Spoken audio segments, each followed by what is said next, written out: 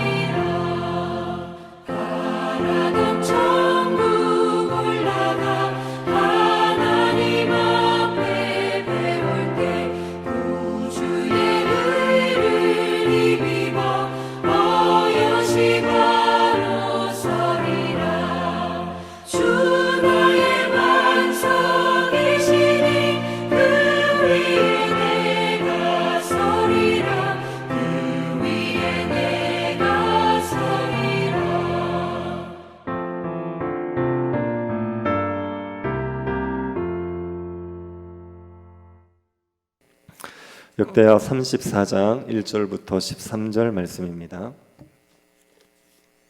역대하 34장 1절부터 13절입니다.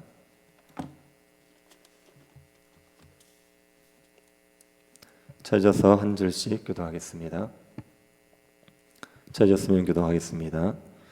요시아가 왕위에 오를 때에 나이가 8세라 예루살렘에서 31년 동안 다스리며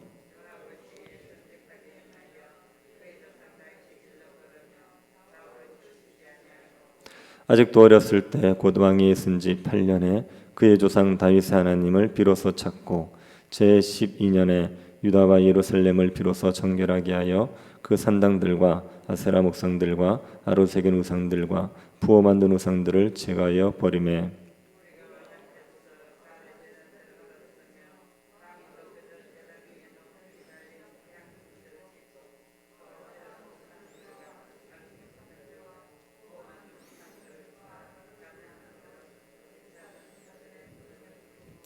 제사장들의 뼈를 제단 위에 불살라 유다와 예루살렘을 정결하게 하였으며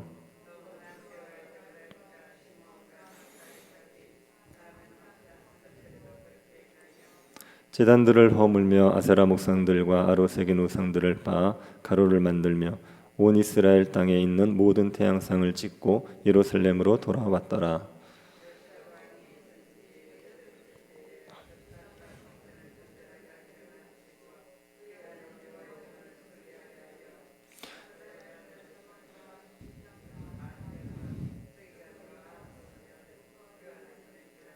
그들이 대제사장 hil기야에게 나아가 전에 하나님의 전에 헌금한 돈을 그에게 주니 이 돈은 문을 지키는 레위 사람들이 므낫세와 에브라임과 남아있는 모든 이스라엘 사람과 온 유다와 베냐민과 예루살렘 주민들에게서 거둔 것이라.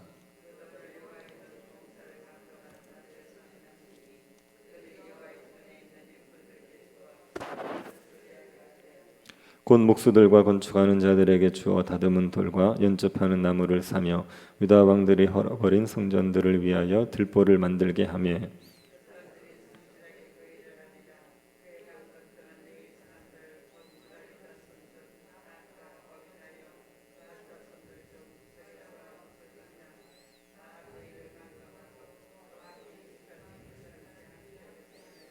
같이 보겠습니다. 그들은 또 목독운을 감독하며 모든 공사 담당자를 감독하며 어떤 레위 사람은 서기와 관리와 문지기가 되었더라. 아멘. 역대기는 이스라엘 역사를 기록한 책입니다. 그런데 이스라엘에 있었던 일들을 단순히 나열한 것은 아닙니다. 역사를 기록하는 관점을 가지고 서술이 되어 있습니다. 이스라엘이 부흥하고 번성을 했습니다. 그러면 그것을 왜 번성했는지를 해석할 수 있는 관점, 이스라엘이 쇠락했으면 왜 쇠락했는지를 해석할 수 있는 관점을 가지고 기록했습니다. 그 관점을 신명기 사관 이렇게 얘기합니다. 신명기 말씀에 따라서 이스라엘 역사를 해석했다는 의미에서 신명기 사관 이렇게 말합니다. 신명기의 관점은 이스라엘 백성들이 율법을 잘 지키면 번성을 하지만 율법을 어기면 망할 거다. 이게 신명기의 관점입니다. 신명기 30장 16절 18절에 이렇게 되어 있습니다. 곧 내가 오늘 내게 명령하여 내 하나님 여호와를 사랑하고 그 모든 길로 행하며 그의 명령과 규례와 법도를 지키라 하는 것이라. 그리하면 내가 생존하며 번성할 것이요 또 내 하나님 여호와께서 내게 가서 차지할 땅에서 내게 복을 주실 것임이니라. 그러나 내가 만일 마음을 돌이켜 듣지 아니하고 유혹을 받아 다른 신들에게 절하고 그를 섬기면 내가 오늘 너희에게 선언하노니 너희가 반드시 망할 것이라. 너희가 요단을 건너가서 차지할 땅에서 너희의 날이 길지 못할 것이니라. 하나님의 말씀을 지키면 생존하고 번성하게 되어 있습니다. 그런데 말씀을 버리고 우상 숭배를 하면 망하는 것입니다. 이것이 신명기의 가르침입니다. 역대기는 이 신명기의 말씀을 기준으로 이스라엘의 역사를 서술한 겁니다. 이스라엘 백성들이 말씀을 지킬 때 번성했다. 이스라엘 백성들이 말씀을 버렸을 때 쇠락했다. 그런 관점에서 기록한 거죠. 그래서 이스라엘의 역사를 자세히 보면 이 역대기나 열왕기를 자세히 보면 이 신명기의 말씀이 옳다는 것을 알 수 있습니다. 정말 하나님 말씀대로 되었구나 이것을 알 수 있죠. 이스라엘 백성들이 말씀을 지켰을 때 이스라엘은 번성을 했습니다. 말씀을 어겼을 때 이스라엘은 쇠락했고 결국은 망하고 말았습니다. 그래서 이 역대기는 신명기의 말씀이 옳다, 하나님의 말씀이 진리다 이것을 우리에게 확인시켜 주는 겁니다. 하나님의 말씀을 지키면 생존하고 복을 누립니다. 하나님의 말씀을 버리면 망하게 되어 있습니다. 이 신명기의 말씀은 이스라엘 백성들에게만 적용되는 말씀은 아닙니다. 모든 사람들에게 해당되는 말씀입니다. 모든 사람들은 다 율법을 지켜야 살고 율법을 어기면 망하게 되어 있습니다. 율법을 지키지 않으면 살 수 있는 방법이 아무도 없습니다. 모든 사람들이 율법을 지켜야 되는 그 율법 아래 있는 사람들이기 때문에 율법을 지켜야 생존할 수 있습니다. 그런데 사람들이 이 신명기의 말씀을 기준으로 볼 때 사람들이 복을 누릴 수 있을 거라는 것을 우리가 확신할 수 있겠습니까? 그 누구도 하나님 앞에서 복을 누릴 수 있다는 것을 확신할 수가 없죠. 왜 그렇습니까? 우리 모두가 우상 숭배자이기 때문에 그렇습니다. 율법을 잘 지켜야 번성하고 복을 누리는데 우리 모두는 우상을 섬기고 있습니다. 그러니 사람들은 하나님이 주시는 복을 누리기보다는 하나님의 저주를 받을 수밖에 없는 상황입니다. 모든 사람들이 다 하나님의 저주 아래 있는 겁니다. 이런 사람들에게 어떤 소망이 있을 수 있겠습니까? 우리가 율법을 지키지 못해서 모두가 다 하나님의 저주를 받아야 되는 이런 상황에 있는 사람들에게 무엇이 소망이 될 수 있겠습니까? 하나님께서 이 땅에 우리를 위해서 보내시는 왕 요시아와 같은 왕이 우리의 유일한 소망이 됩니다. 하나님께서 이스라엘에 요시아를 보내주셨는데 이 왕을 통하여서 하나님께서 이스라엘 땅을 한번 새롭게 하십니다. 이런 왕이 우리에게 유일한 소망이 되는 겁니다. 요시아는 유다 역사에서 아주 독특한 왕입니다. 유다 역사에서 등장하기가 참 어려운 왕입니다. 요시아는 유다의 멸망기에 등장을 했습니다. 근데 그 멸망기의 왕들을 보면 다 악한 왕들입니다. 요시아의 할아버지가 므낫세입니다. 그리고 요시아의 아버지가 아몬입니다. 므낫세와 아몬은 악한 왕이었죠. 므낫세는 이스라엘 역사에서 가장 악하다고 할 왕이었고 그 뒤를 이은 아몬도 여전히 악하였고 므낫세보다도 더 악했다고 평가를 받는 왕이 아몬입니다. 그리고 요시아 이후에 4명의 왕이 등장하는데 그들 모두 다 악한 왕이었습니다. 여호아스, 여호야김, 여호야긴, 시드기야 줄줄이 다 4명이 악한 왕이었습니다. 그 악한 왕 속에서 요시아가 등장합니다. 근데 이 요시아가 참 선한 왕이었습니다. 유다 역사에서 선하다고 할 수 있는 왕, 손에 꼽을 수 있는 왕이 3명이 있습니다. 여호사밧, 히스기야, 그리고 요시아입니다. 근데 그 중에 가장 선한 왕이 요시아입니다. 그 악한 시대, 멸망기 악한 시대에 어떻게 해서 이렇게 선한 왕이 등장했을까 싶을 정도로 요시아는 참 신기한 왕입니다. 요시아는 어릴 때부터 철저하게 하나님의 말씀에 순종을 하지요. 2절을 한번 다시 보시기 바랍니다. 여호와 보시기에 정직하게 행하여 그의 조상 다윗의 길로 걸으며 좌우로 치우치지 아니하고. 요시아가 다윗의 길로 걸었습니다. 다윗처럼 하나님의 말씀에 순종하면서 살았습니다. 평생을 다윗처럼 말씀에 순종했던 왕이 요시아 왕입니다. 이 요시아 왕은 왕이 되고 8살 때 왕이 됩니다. 그리고 왕이 된 후에 8년째 그때 하나님을 찾기 시작합니다. 16살의 날에 그 청소년기에 하나님을 찾지요. 조상들의 하나님, 자신이 귀로만 듣던 하나님을 자신이 인격적으로 만난 겁니다. 그러고 나서 12년째 유다와 북이스라엘의 우상을 제거하게 됩니다. 므낫세와 아몬이 만들어 섬겼던 우상들을 제거하죠. 바알의 제단들을 헐어버렸습니다. 태양상을 찍어버리고 아세라 목상과 각종 우상을 부수어서 우상의 제사장의 무덤에 뿌려버렸습니다. 그리고 제사장의 뼈를 우상에게 제사 드리는 그 번제단에 태워서 우상의 번제단을 더럽혔습니다. 그렇게 유다와 예루살렘을 정결케 했습니다. 또 북이스라엘 땅까지 가서 우상을 제거했습니다. 그리고 제위 18년에는 성전을 수리하게 됩니다. 요시아보다 1살 더 어린 나이 7살의 왕이 되었던 요아스라는 왕이 성전 수리를 한 적이 있습니다. 그때 요아스는 성전 수리를 위해서 세금을 거두고 헌금을 거두었습니다. 요시아도 이 방식에 따라서 성전 수리를 합니다. 백성들에게 헌금을 내게 해서 그 헌금으로 성전 수리를 하게 됩니다. 그 헌금은 유다 백성들만 내지 않았습니다. 이때는 이미 북이스라엘이 망했지만 그 남아있는 백성들이 있었습니다. 그들도 성전 수리를 위해서 헌금을 냈습니다. 대제사장 hil기야가 그 돈을 거두어서 성전 수리 공사를 감독하는 사람들에게 줍니다. 그 감독들이 일꾼들에게 돈을 주어서 성전 수리를 했습니다. 요시아는 성전 수리를 하면서 드려진 헌금이 어떻게 사용되었는지 회개하지 않습니다. 감사를 하지 않습니다. 감독들이 정직하게 했기 때문에 특별히 감사할 필요가 없었던 거죠. 감독들도 하나님을 경외하면서 성전 수리를 진실하게 했던 겁니다. 그래서 성전 수리가 이루어지게 되었습니다. 그런데 성전 수리를 하던 중에 제사장 hil기야가 율법책을 발견합니다. 그 당시 율법책은 굉장히 귀한 책이었습니다. 이 율법책이 성전 안에 숨겨져 있었습니다.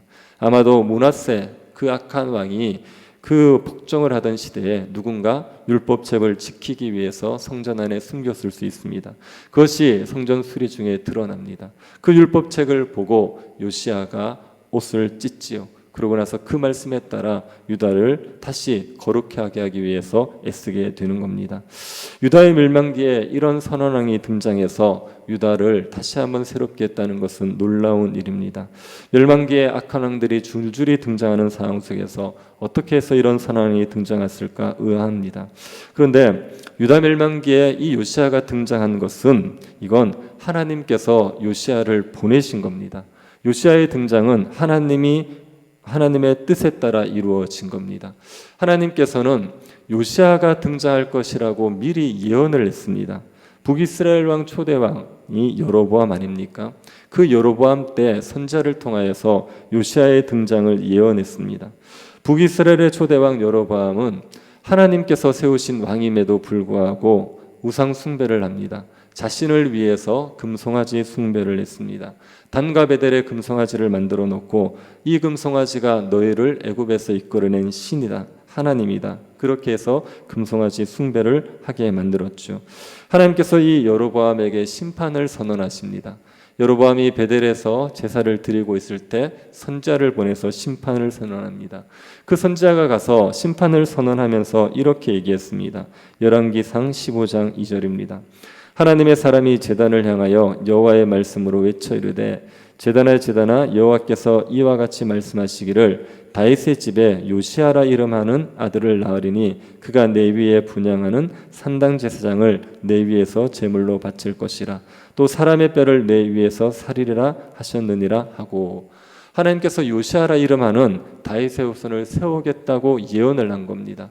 요시아가 등장하기 300년 전에 약 300년 전에 하나님의 선지자에 의해서 요시아의 등장이 예언되었습니다. 이 예언에 따라 요시아가 왕이 됩니다. 그리고 이 요시아가 예언대로 그 산당 제사장의 뼈를 그 번제에서 태워서 우상의 제단을 더럽히는 일을 했던 겁니다. 요시아는 하나님께서 보내시겠다고 한 왕이었습니다. 우상 숭배로 멸망할 이스라엘을 정결하게 하기 위해서 보내겠다고 한 왕이 요시아입니다. 하나님께서 요시아를 보내서 우상 숭배로 멸망할 유다를 정결하게 하셨죠. 하지만 이 요시아로 인하여서 유다가 멸망을 피할 수는 없었습니다. 요시아가 유다를 정결하게 했지만 므낫세의 죄악을 뿌리 뽑지 못했습니다. 그래서 결국 유다는 망하고 마는 겁니다. 그런데 이 요시아의 등장이 이스라엘 백성들에게 소망을 주는 거죠. 요시아는 하나님이 보내시겠다고 했던 왕 아닙니까? 이 왕을 하나님께서 실제로 보내셨습니다. 하나님의 말씀대로 하나님께서 약속하신 왕을 보내준 겁니다. 이스라엘 백성들은 망했지요. 멸망해서 포로에서 돌아와 있는 이스라엘 백성들이 있습니다. 그 사람들이 요시아의 등장을 보면서 소망을 가질 수 있습니다. 어떤 소망을 가질 수 있습니까? 하나님께서 보내시겠다고 하는 다윗의 후손에 대한 소망을 가질 수가 있는 겁니다. 하나님께서 다윗의 후손을 보내시겠다고 했습니다. 다윗의 후손을 보내서 이스라엘의 왕위에서 영원히 이스라엘을 통치하게 하겠다. 그 다윗의 후손으로 말미암아 망했던 이스라엘을 회복시켜 주겠다. 그렇게 약속을 했습니다. 요시아를 보내시겠다고 약속하신 하나님이 요시아를 보내셨습니다. 그러면 다윗의 후손을 보내겠다고 약속하신 하나님이 다윗의 후손을 보낼 것도 믿을 수 있지 않겠습니까? 다윗의 후손이 오면 그 다윗의 후손으로 말미암아 우리가 회복될 수 있겠구나. 이스라엘이 다시 살아날 수 있겠구나. 이런 소망을 가질 수가 있는 거죠. 하나님께서 보내시겠다고 한 다윗의 후손은 이스라엘뿐 아니라 온 세상을 구원할 분이십니다. 우상 숭배에 빠져서 멸망할 수밖에 없는 온 세상을 구원할 분이 다윗의 후손입니다. 이 다윗의 후손만이 인류의 소망이 되지요. 하나님을 떠나 우상 숭배에 빠져서 하나님의 심판을 받을 수 있는 이 땅의 사람들을 구원할 수 있는 유일한 분이 이 다윗의 후손이기 때문에 다윗의 후손이 온 세상의 소망이 되는 겁니다. 이 다윗의 후손이 누구입니까? 예수 그리스도지요. 예수 그리스도께서는 우상 숭배로 인해 멸망할 수밖에 없는 모든 사람들을 구원하기 위해서 오신 왕입니다. 요시아가 하나님의 말씀을 참 잘 지켰습니다. 그런데 이 요시아보다도 더 말씀에 순종한 왕이 하나님의 말씀에 온전히 순종한 왕이 예수 그리스도입니다.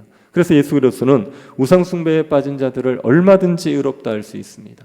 우상 숭배에 빠진 자들을 구원하여서 하나님 나라의 복을 누리게 할 수 있는 분이 예수 그리스도입니다. 하나님의 말씀을 버리고 우상 숭배에 빠져서 하나님의 진노를 받을 수밖에 없는 모든 사람들의 유일한 소망은 예수 그리스도입니다. 예수 그리스도를 믿으면 그 율법을 지키지 못한 죄에 대한 벌에서 벗어나서 하나님이 주시는 하나님 나라의 복을 누리면서 살아갈 수가 있습니다.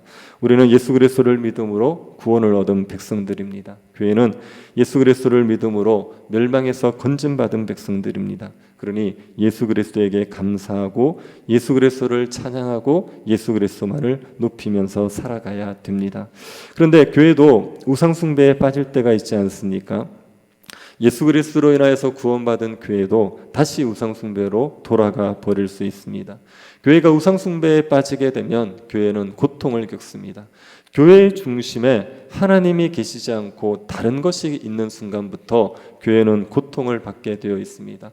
돈이 교회의 중심이 되거나 아니면 사람이 교회의 중심이 되거나 교회의 중심에 교회의 성장이 되거나 어떤 것이든 하나님이 아닌 교회의 중심에 다른 것이 있으면 교회는 고통을 겪게 되어 있습니다. 그렇게 우상숭배에 빠져 있는 교회, 그런 교회를 우상숭배에서 건져내고 새롭게 할 수 있는 분도 예수 그리스도밖에 없습니다. 예수 그리스도께서 교회를 다스려 주셔야 다시 영적으로 새로워져서 하나님을 섬기며 복을 누릴 수가 있습니다. 우상숭배에 빠져 있는 삶에서 벗어나는 것은 우리의 힘으로 되지 않습니다. 우리가 아무리 의롭게 살려고 해도 그것이 우리의 힘으로 되지 않습니다. 오로지 예수 그리스도의 통치로만 우리가 우상 숭배에서 벗어나 하나님 나라의 복을 다시 회복할 수가 있습니다. 예수 그리스도의 통치가 우리에게 다시 이루어지기를 기도하고 그 그리스도의 통치 아래 복종하는 길만이 우리가 살아날 수 있는 길입니다. 혹시 우리가 우상 숭배에 빠져 있습니까? 우리의 중심에 하나님이 아닌 다른 것이 있습니까? 예수 그리스도를 붙드시고 예수 그리스도를 의지하시기 바랍니다. 우리가 흔히 하는 말로 성령을 구하십시오. 성령께서 우리에게 역사하시면 우리는 다시 그리스도를 바라보게 되어 있습니다. 그리고 그리스도로 말미암아 우상 숭배의 죄에서 벗어나서 하나님이 주시는 복을 누리는 하나님 백성다운 삶을 살아갈 수가 있습니다. 우리의 참된 왕이신 예수 그리스도로 인하여서 우리가 모든 우상 숭배에서 벗어나 하나님만을 섬기고 하나님 나라의 복을 마음껏 누리며 살아가는 주의 백성들 될 수 있기를 간절히 바랍니다. 자비하신 하나님, 그리스도께서 우리를 하나님의 진노받을 죄에서 건져주시니 감사드립니다. 우상숭배로 하나님 앞에 버림받을 수밖에 없는 저희들이었지만 의로우신 예수 그리스도께서 우리를 구원하여 주시고 하나님 나라 백성이 되게 하신 것을 감사드립니다. 날마다 예수 그리스도만을 의지하게 하십시오. 그리스도께서 우리를 죄에서 건져내시고 죄의 형벌에서 건져내시는 것 기억하고 예수 그리스도만을 붙들고 살아가는 주의 백성들이 되게 하여 주옵소서. 걸어가신 예수님 이름으로 기도드립니다. 아멘. 하늘에 계신 우리 아버지여, 이름이 거룩히 여김을 받으시오며 나라의 임하옵시며 뜻이 하늘에서 이룬 것 같이 땅에서도 이루어지이다. 오늘날 우리에게 일용할 양식을 주옵시고 우리가 우리에게 죄 지은 자를 사하여 준 것 같이 우리 죄를 사하여 주옵시고 우리를 시험에 들게 하지 마옵시고 다만 악에서 구하옵소서. 대개 나라와 권세와 영광이 아버지께 영원히 있사옵나이다. 아멘. 예배를 위해서 기도해 주십시오. 그리고 정봉택 집사님 많이 위중하신데 믿음을 끝까지 지켜주시기를 기도해 주시기 바랍니다. 성례식 위해서 기도해 주시고 추수감사주일 찬양축제 위해서 기도해 주시고 개인적으로 기도하시기 바랍니다.